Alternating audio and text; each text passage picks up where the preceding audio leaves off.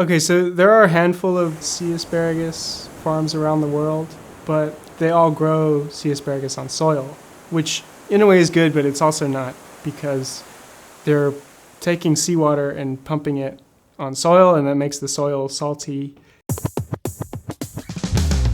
We are the only producers who grow this on the water without soil.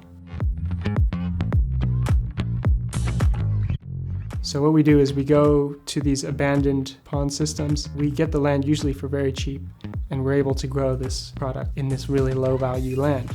Just because we don't need soil, we just need seawater.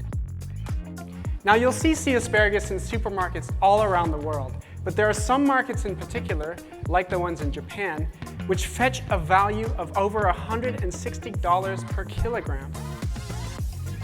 Now Marine Agri-Future in Hawaii is a very well-established business, and it generates over $1 million in sales revenue every year.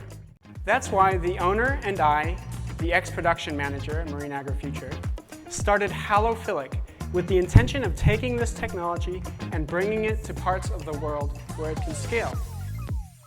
So we can do two really interesting things with this technology. The sea asparagus, it's able to stop like microalgae growth.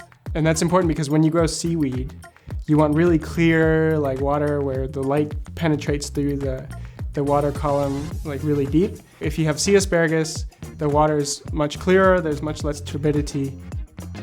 Most shrimp farms, they just kind of discharge the waste.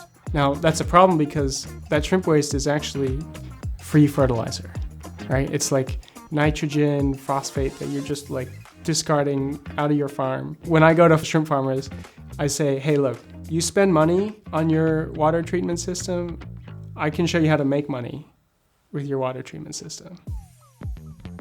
So we do nothing to it. All we do with this plant is we pick the tips, we put it in a little plastic container, and it's there ready to go on the supermarket shelves. And a lot of chefs, they use this as a garnish. It's got a very unique taste profile.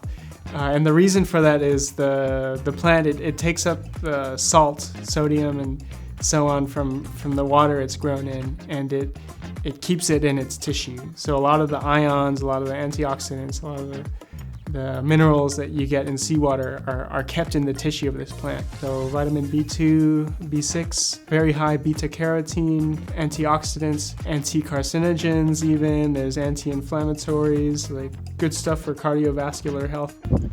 This is our first farm in Vietnam, which we finished about 4 months ago and just started picking our first harvest, which we'll be sending out to restaurants in the area later tonight.